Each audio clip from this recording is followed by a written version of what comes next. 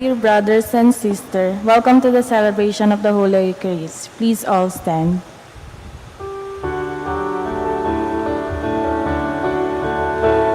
Sa pahag ng Panginoon, ang bayan ngayon nagtitipon upang magsaluhan ang kaligtasan, handog ng Diyos sa tanan.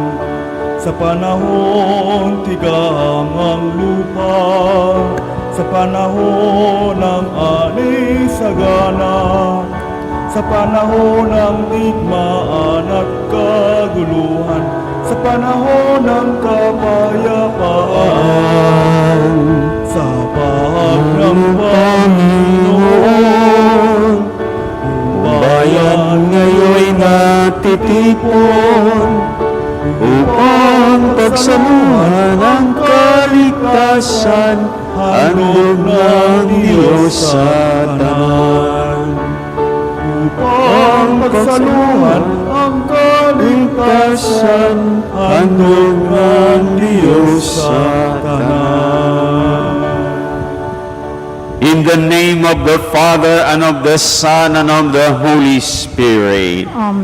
The Lord be with you. And with your spirit, To prepare ourselves to celebrate the sacred mysteries in the Holy Eucharist in this sixth Sunday in ordinary time, let us first call to mind our sins and ask the Lord for pardon and mercy. Let us pause for a short moment to examine ourselves.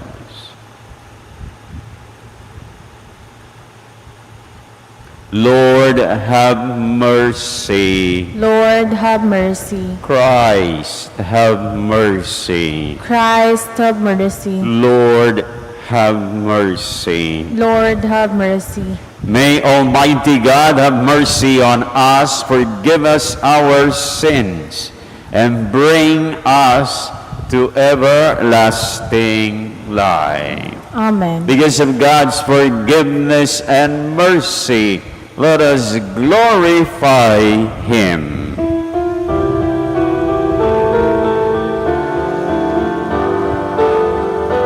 Luwalhati sa Diyos sa kaitaasan, kaloob sa lupa ay kapayapaan. Pinupuri ka, ipinagdarangal, sinasamba ka namin sa dakila mong kalwalhatian. Panginoon naming Diyos, Hari ng langit, Amang makapangyarihan, Panginoong Jesucristo, bugtong anak ng Diyos, pero ng Ama. Ikaw na nag-aalis ng mga kasalanan ng sanlibutan. Tanggapin mo ang aming kahilingan. Ikaw na naluluklok sa kanan ng Ama.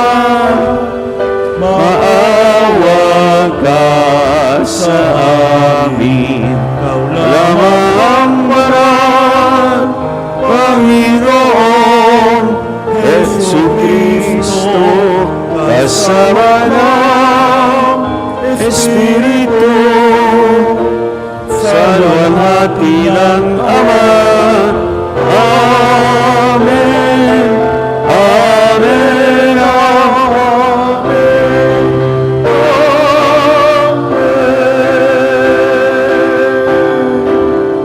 Let us pray. O God our Father, who teach us that you abide in the hearts that are just and true, grant that we may be so fashioned by your grace, and so to become a dwelling pleasing to you, through our Lord Jesus Christ, your Son, who lives and reigns with you in the unity of the Holy Spirit, one God, forever and ever. Amen.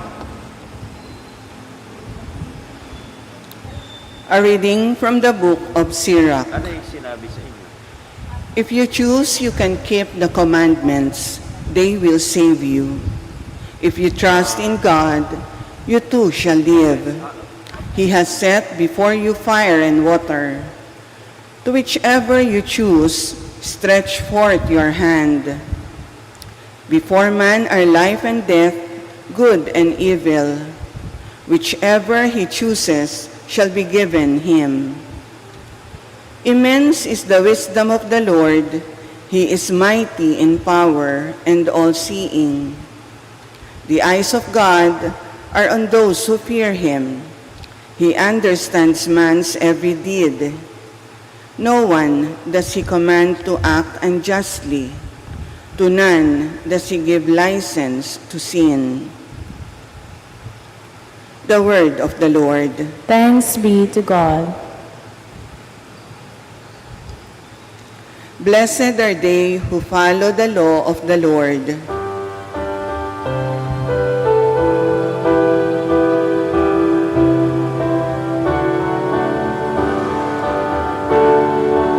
Blessed are they who follow the law of the Lord.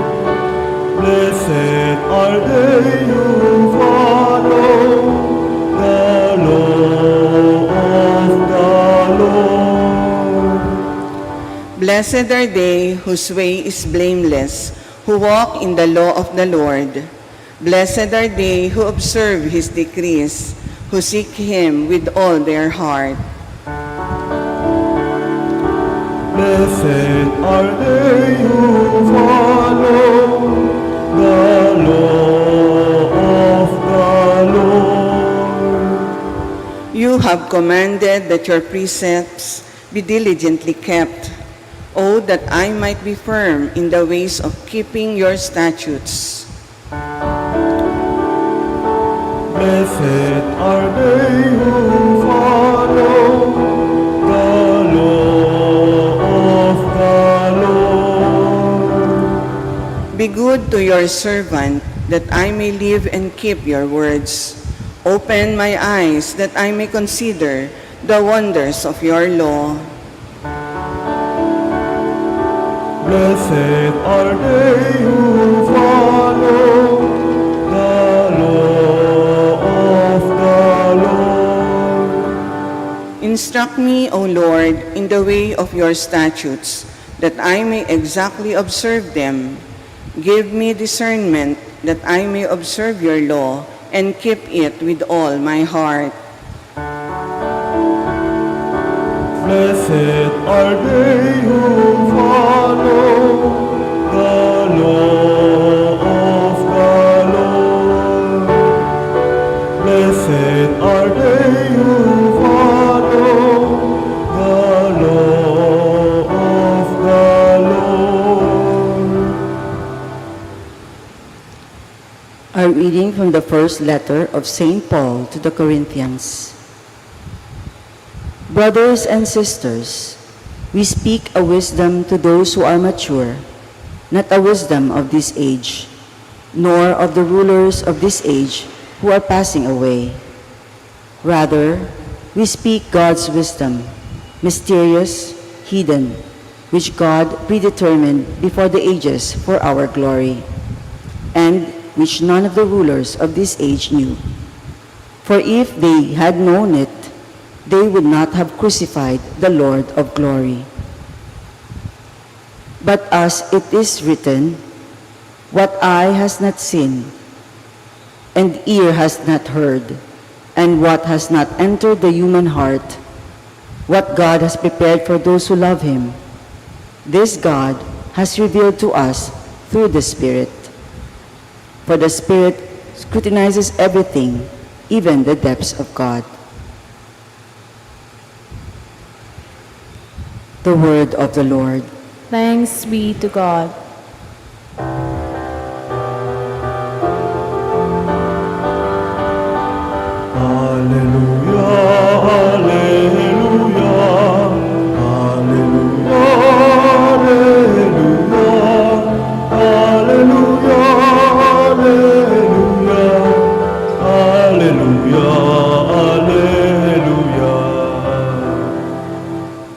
together. Blessed are you, Father, Lord of heaven and earth. You have revealed to little ones the mysteries of the kingdom. Alleluia, alleluia, alleluia, alleluia, alleluia, alleluia, alleluia. My brothers and sisters, the Lord be with you. And with your spirit. From the Holy Gospel according to Matthew. Glory to you, O Lord. Jesus said to his disciples, I tell you, unless your righteousness surpasses that of the scribes and Pharisees, you will not enter the kingdom of heaven. You have heard that it was said to our ancestors, you shall not kill, and whoever kills will be liable to judgment. But I say to you, who is angry with his brother will be liable to judgment. You have heard that it was said, you shall not commit adultery. But I say to you, everyone who looks at a woman with lust has already committed adultery with her in his heart. Again, you have heard that it was said to your ancestors, do not take a false oath, but make good to the Lord all that you vow. But I say to you, do not swear at all. Let your yes mean yes, and your no mean no. Anything more is from the evil one. My brothers and sisters, the good news of our salvation. Praise to you, Lord Jesus Christ.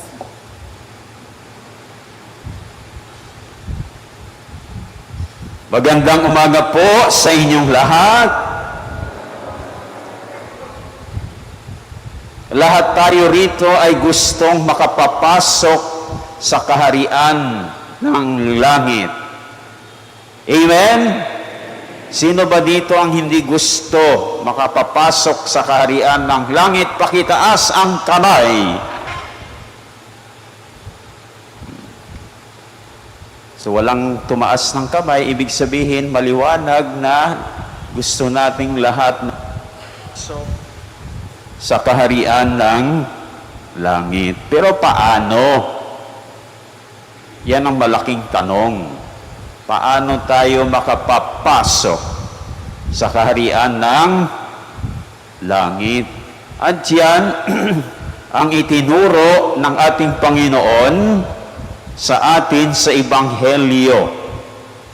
Nung kanyang sinabi, unless your righteousness surpasses that of the scribes and the Pharisees, you will not enter the kingdom of heaven. Naintindihan po ba natin yon? Na ang ating righteousness ay dapat higit sa righteousness ng mga scribes and Pharisees. At ang translation nito sa Tagalog, kung ang pagsunod ninyo sa kalooban ng Diyos, so pagsunod sa kalooban ng Diyos ay tulad lamang sa pagsunod ng mga iskriba at mga pariseyo, hindi kayo makapapasok sa kaharian ng langit. Nakuha po ba natin yon? So yung ating pagsunod sa kalooban ng Diyos ay dapat higit, hindi lang tulad, higit. Hihigitan natin ang mga iskriba at mga pariseyo sa kanilang pagsunod sa kalooban ng Diyos. Hindi lang dapat tulad ng mga iskriba at mga pariseyo ang ating pagsunod sa kalooban ng Diyos.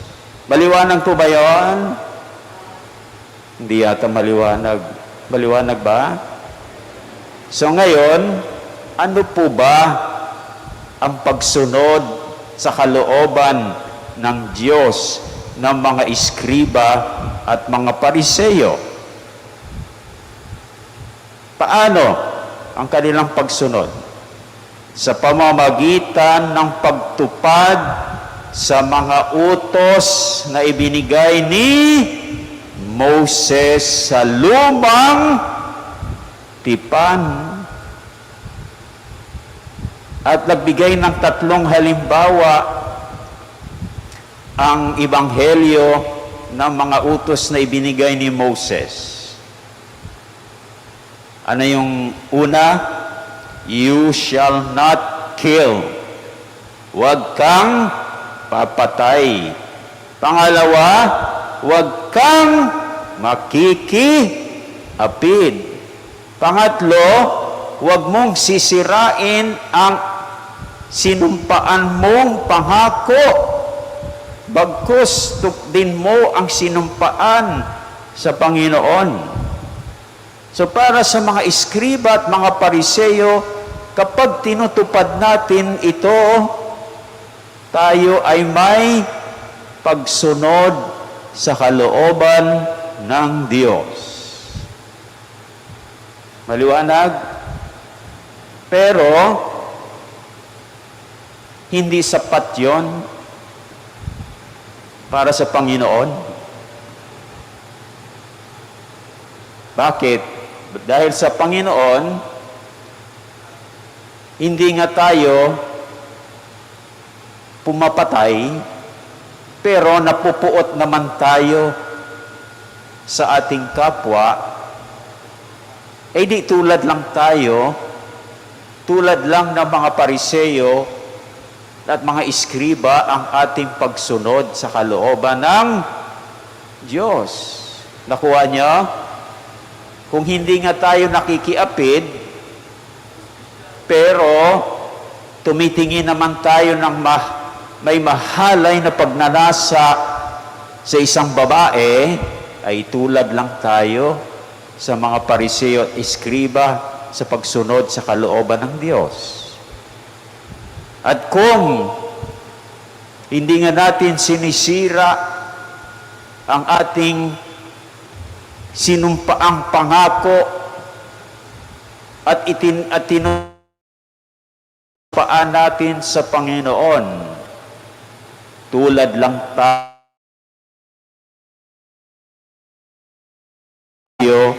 sa ating pagsunod sa kalooban ng Diyos. So yung pagsunod ng kalooban ng Diyos para sa mga iskriba at pariseyo ay sang-ayon sa lumang tipan. At pagdating ng ating Panginoon, yun ang katapusan. That is the end of the Old Testament. At sinong nagbigay ng utos sa lumang tipan? Si Moses. So, pagdating ng Panginoon, tapos na ang lumang tipan. Pumasok ang bagong tipan. At sino naman ang nagbigay ng utos? Ang ating Panginoon na. Siya ang bagong Moses. He is the Moses of the New Testament. Kaya sinasabi niya sa Ebanghelyo, sinasabi noon, huwag kang papatay. Ngayon, sinasabi ko sa inyo, Huwag kayong mapuot. Nagbigay na siya ng utos. Huwag kayong mapuot sa inyong kapatid. Sinasabi noon, ibig sabihin sa lumang tipan, huwag kang makikiapid. Ngayon sa bagong tipan, huwag kang tumingin ng may mahalay na pagnanasa sa isang babae. Sinasabi sa unang tipan, huwag mong sisiraan ang sinumpaan mong pangako. Sinasabi ko, huwag kang mangako. Do not swear at all. Sabihin mo na lamang na oo kung oo at hindi kung hindi. Dahil kapag mayroon ka pang idadagdag doon, anong sabi ni Lord? Yan ay mula na sa masama o mula na sa demonyo. Kaya, paano natin mahihigitan ngayon ang mga Pariseyo at mga Iskriba sa pagsunod sa kalooban ng Diyos? So, mahihigitan natin sila kung hindi lang tayo pumapatay at hindi rin tayo napupuot sa ating kapatid. Nakikita nyo? So, yan ang una. Mahihigitan natin yung mga Pariseyo at mga Iskriba kung hindi lang tayo nakikiapid, kundi pati na rin hindi tayo tumitingin ng may mahalay na pagnanasa sa isang babae. Parang unfair ito. Dapat may ganun din sa kabila, hindi ba? May mahalay na pagnanasa sa isang lalaki. Bakit yung mga babae ba hindi tumitingin ng may mahalay na pagnanasa sa isang lalaki? Ano, mga babae? Hindi ba kayo tumitingin ng may mahalay na pagnanasa? Ganon din siguro, hindi po ba? Wala silang sagot eh. Aminin naman nyo. Mayroon din, dapat ganon din, di ba? Both ways yan eh. Hindi lang babae, kundi pati rin yung lalaki, hindi ba? So unfair naman yon. Dapat ganon, both. Sabi nga nila, sana all, di ba? So, mahihigitan natin ang mga Iskriba at mga Pariseyo sa pagsunod sa kalooban ng Diyos kung hindi we do not swear at all. Hindi man lang tayo nanunumpa. Bagkus, sinasabi natin ng oo kung oo, hindi kung hindi. So kung nahigitan natin ang mga Iskriba at mga Pariseyo sa pagsunod sa kalooban ng Diyos, tiyak na tayo ay makapapasok sa kaharian ng langit. Maliwanag na po ba? So, ibig sabihin, ipinakita sa atin ni Lord ang daan tungo sa kaligtasan.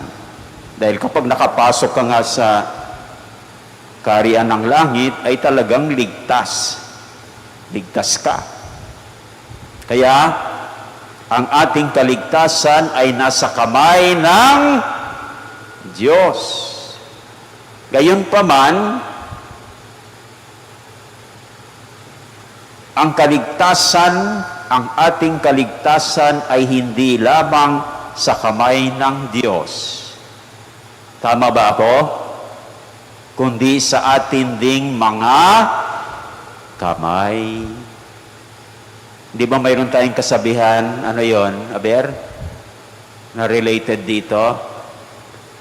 Nasa Diyos ang awa, nasa tao ang... So yung kaligtasan ay awa ng Diyos.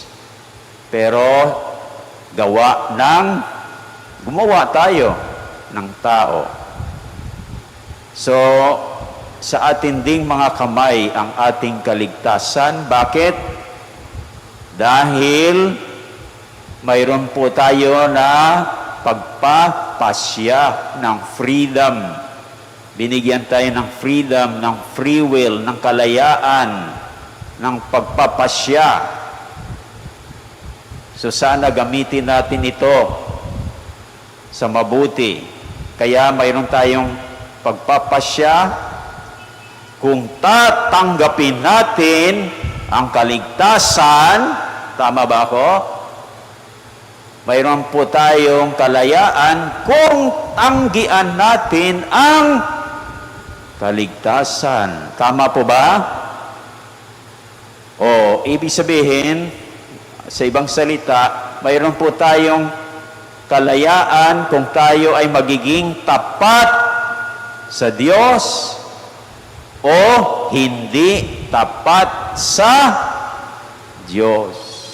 Yan ang sinasabi sa unang pagbasa.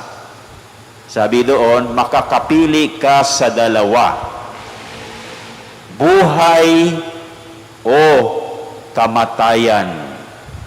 At ang iyong pinili, ang iyong tutunguhan. So, alin bang pipiliin ninyo? Buhay o kamatayan? So, kung buhay, yan ay tutungo tayo sa langit. Pero kung kamatayan, saan tayo tutungo? Saan?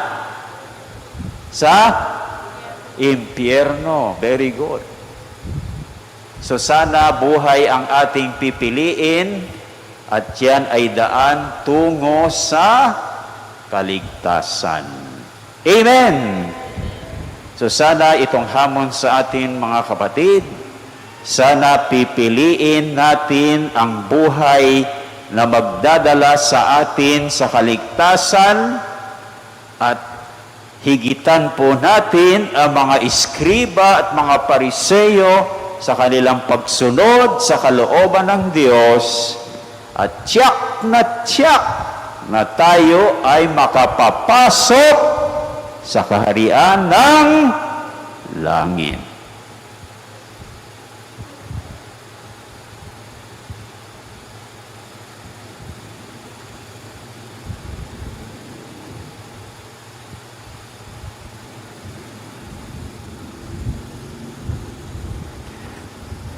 Let us now profess our faith. I believe in one God, the Father Almighty, maker of heaven and earth, of all things visible and invisible.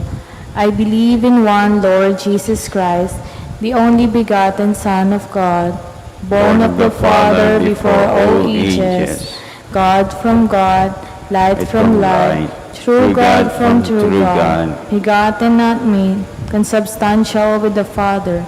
Through him all things were made.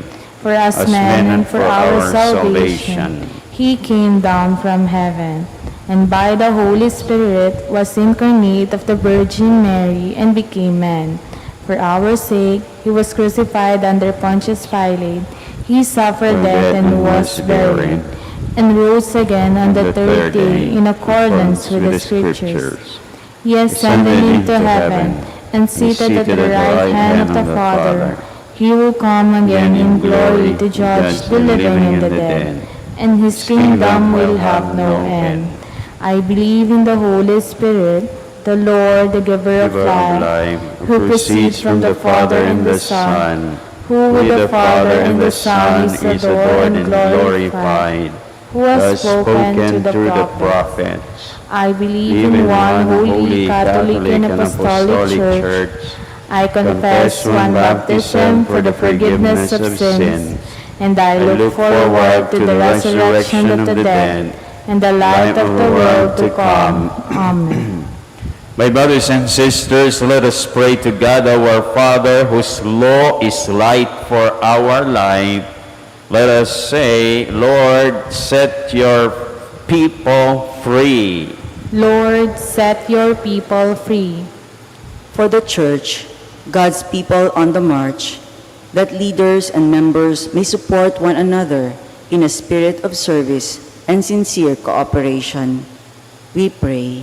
Lord, set your people free. For the leaders of nations, that they may respect and promote human rights and work relentlessly for justice and the happiness of all. We pray. Lord, set your people free. For the poor, the sick, and those living on the fringes of society, that the good news of God's love and mercy may be proclaimed to them first of all. We pray. Lord, set your people free. For all of us, that we may never put the law above people, but practice first the great commandment of loving one another, we pray. Lord, set your people free. free.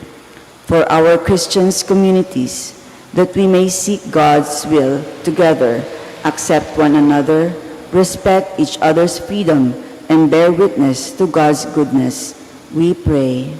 Lord, set your people free. Let us pray for our own personal intentions.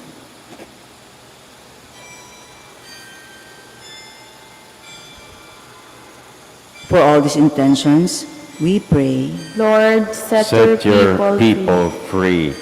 Lord God, our Father, hear our prayers for ourselves and for all humanity. Give us the courage to be free and responsible for ourselves and for others, as Jesus was your Son, who lives with you forever and ever. Amen.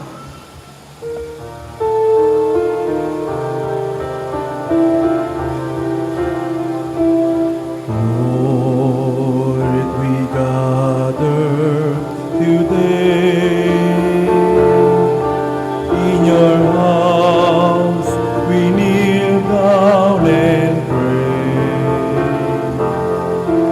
We ask for your mercy as we open our hearts to receive your forgiveness, O Lord. Lord, we lift up to you all these gifts we offer for your glory. We will eat this living bread, we will drink this saving cup, and feel your presence, O Lord. As we offer this bread, and as we bring you this wine, bless them, Lord Jesus, feed us now, give us life. Send us your Spirit, the source of our life, and together we will serve you with love.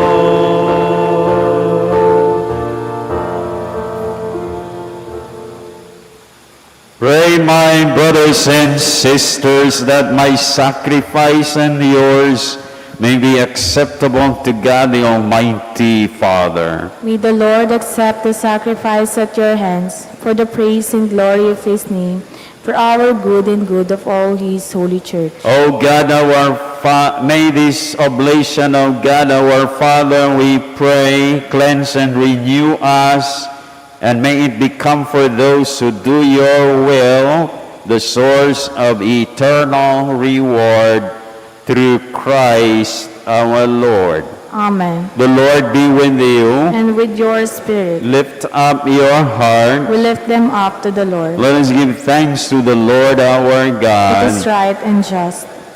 It is truly right and just, our duty and our salvation, always and everywhere, to give you thanks, Lord, Holy Father, Almighty and eternal God, For you so loved the world that in your mercy you sent us the Redeemer to live like us in all things but sin, so that you might love in us what you love in your Son, by whose obedience we have been restored to those gifts of yours that by sinning we had lost in disobedience.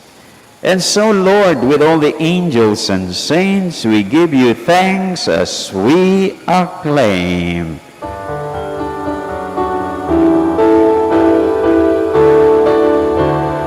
Holy, holy, holy, Lord God of hosts, heaven and earth are full of your glory, full of your glory.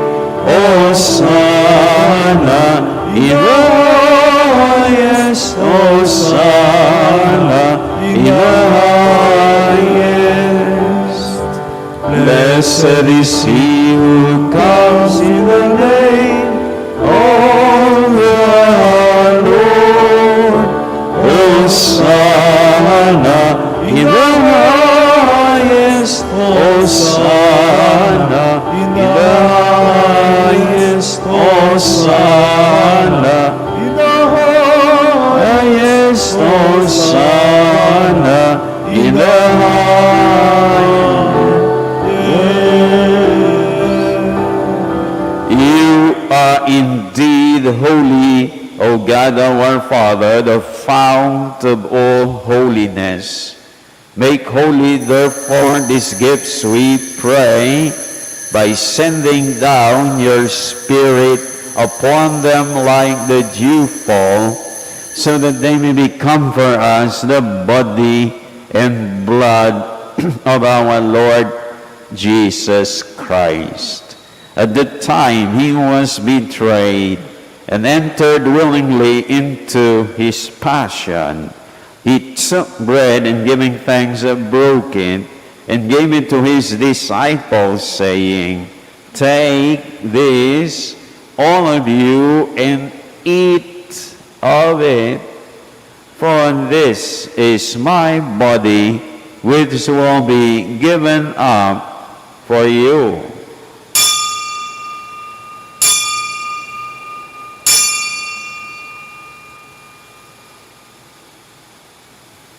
In a similar way, when supper was ended, he took the chalice, and once more giving thanks, he gave it to his disciples, saying, "Take this, all of you, and drink from it, for this is the chalice of my blood, the blood of the new and eternal covenant, which will be poured out for you and for many for the forgiveness of sins.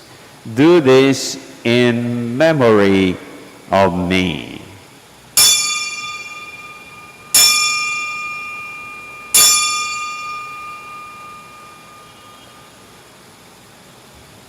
The mystery of faith.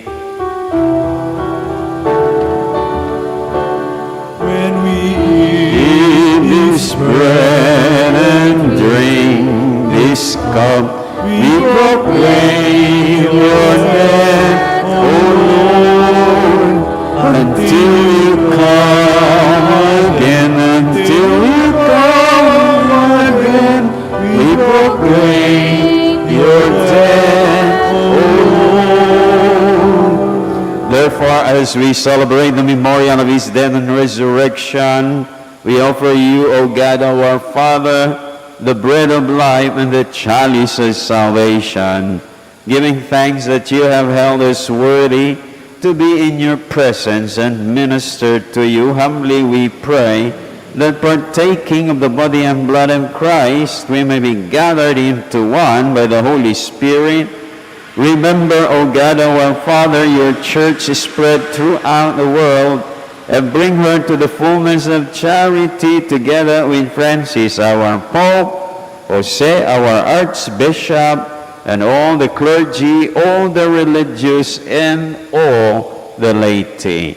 Remember also our brothers and sisters who have fallen asleep in the hope of the resurrection, and all who have died in your mercy. Welcome them into the light of your face.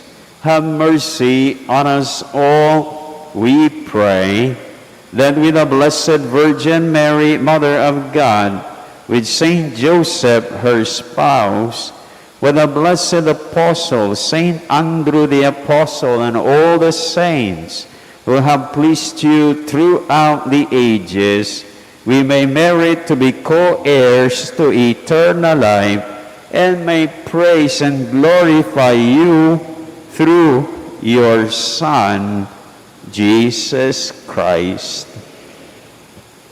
Through him, and with him, and in him, O God, Almighty Father, in the unity of the Holy Spirit, all glory and honor is yours forever and ever.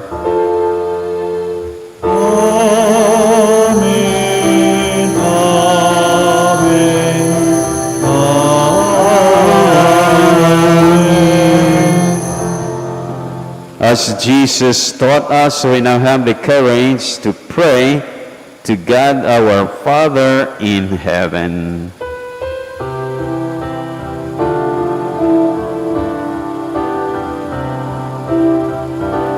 Ama namin, sumasalangit ka, sambahin ang ngalan mo. Sa amin ang kaharian mo, sundin ang loob mo, dito sa lupa parang sa langit. Bigyan mo kami ngayon ng aming kakanin sa araw-araw. Patawarin mo kami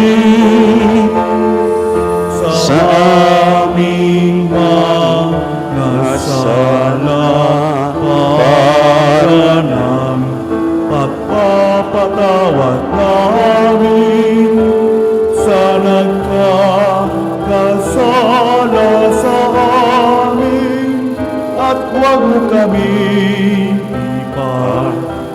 tulog sa tukso, at yaya mo kami sa lahat ng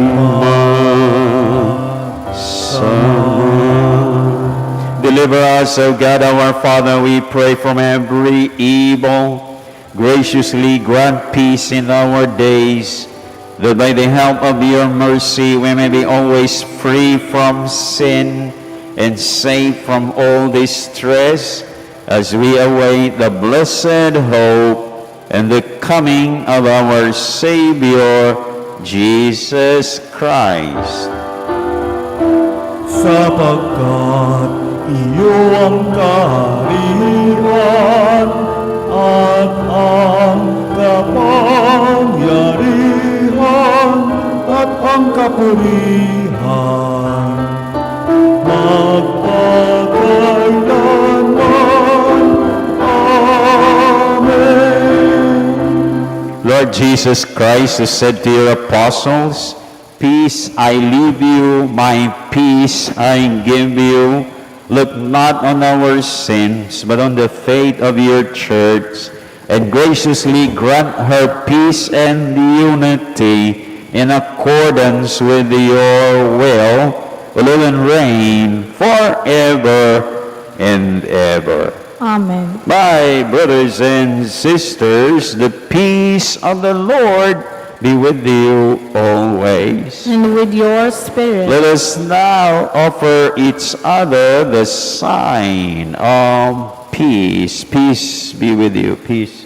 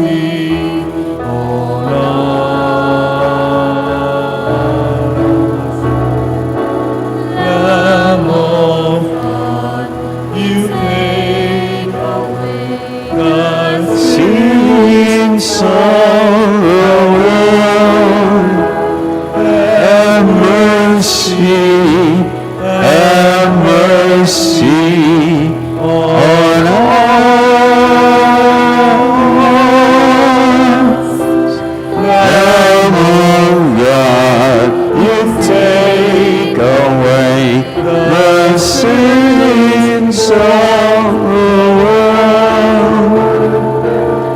Grant us peace.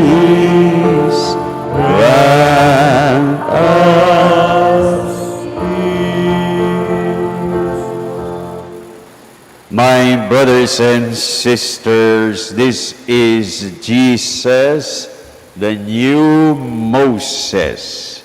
He is the Lamb of God who takes away the sins of the world.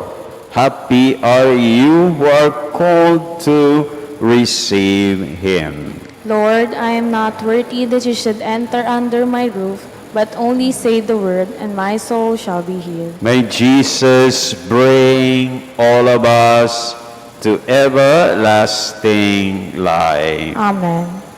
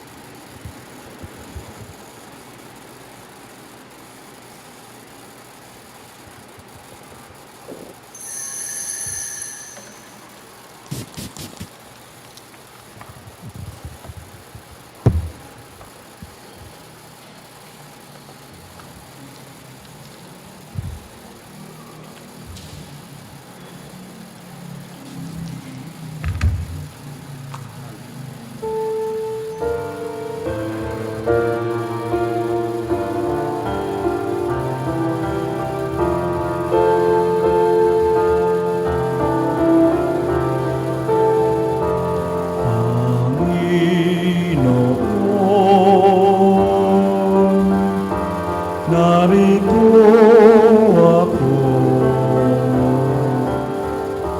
naghihintay sa utos mo.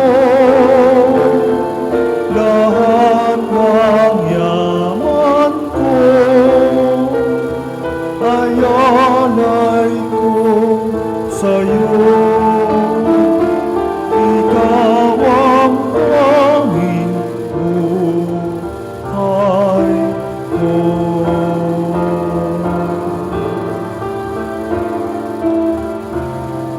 Batid ko nga at natanto sa kasulat kanyang turo.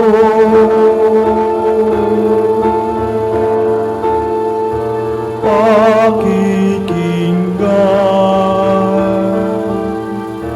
at itatago sa sulok ng puso.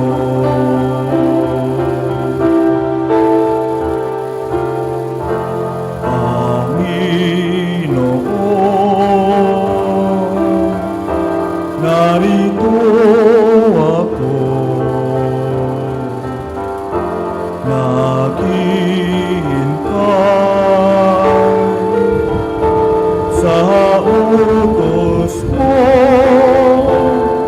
Lahat ng yaman ko ay alay ko sa'yo. Ikaw ang tanging buhay ko.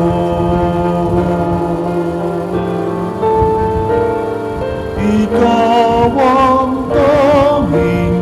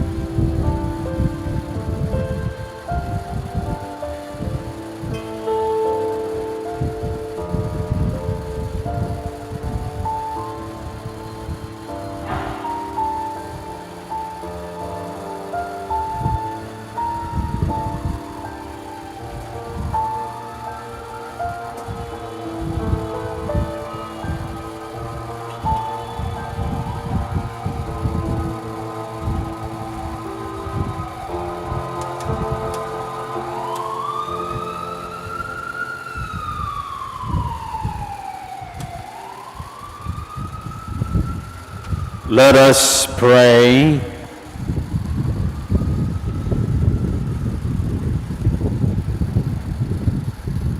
Having been fed upon these heavenly delights in the Holy Eucharist, we pray, O God our Father, that we may always long for that food by which we truly live through Christ our Lord. Amen. Kindly all kneel for the prayer of litany of gratitude after the COVID pandemic. Let us approach the Lord who makes all things new for all the blessings and graces we received during the pandemic. After every petition, let us say together, Thanks be to God. Thanks be to God for reminding us of the fragility of life, shielding us when no one else dared to shelter us, and opening our minds to what is really essential. Let us thank the Lord Thanks be to God. for allowing us to connect with one another with faith and love, despite the isolation the sickness had imposed on us. Let us thank the Lord Thanks be to God. for the heroic kindness of those who provided us with scientific, social, spiritual help when doing was both risky and life-threatening for them. Let us thank the Lord Thanks be to God. for the gift of newly discovered medicine and vaccine to combat the virus and the wonder of natural immunity. Let us thank the Lord Thanks be to God. for the gift of assuring presence when we are anxious and distressed, depressed and lonely, and impatient during the pandemic. Let us thank the Lord. Thanks be to God. Let us pray together. Loving God, no thought of ours is unknown to you. No tear we shed is unimportant to you. No joy we celebrate is alien to you. You enter our world of sickness, suffering, and death, and you know the fears we face. Accept our thanksgiving for your provident love during the COVID pandemic. As you wept of the death of Lazarus, breath and breathe life everlasting on all those who died from the coronavirus. You have turned our fears into joy, and for this we thank you and praise you. To you be glory now and forever. Amen.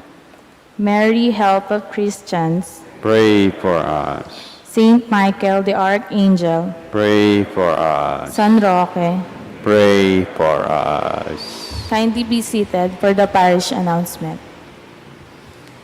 If you have relatives or friends ages 16 years old and above who are not yet baptized and would like to be members of Catholic faith, registration for the Easter catechumen formation is now open at the parish office.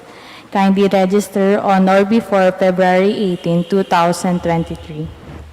If you have a dried palm branches that were blessed last Palm Sunday, 2022, kindly bring them to the parish office as we prepare for the upcoming Ash Wednesday on February 22. Thank you, and all please stand. The Lord be with you, And with your spirit. and may the Almighty God continue to bless you all, the Father, the Son, and the Holy Spirit. Amen. Our celebration is over. Go and rejoice, because when we surpass the righteousness of the scribes and the Pharisees, we will surely enter the kingdom of heaven. Thanks be to God.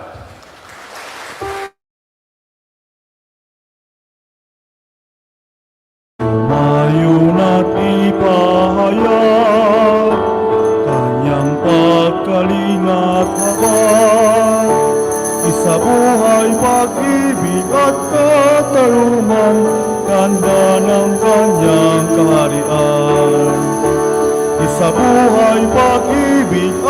katarungan, ganda ng kanyang kaharian.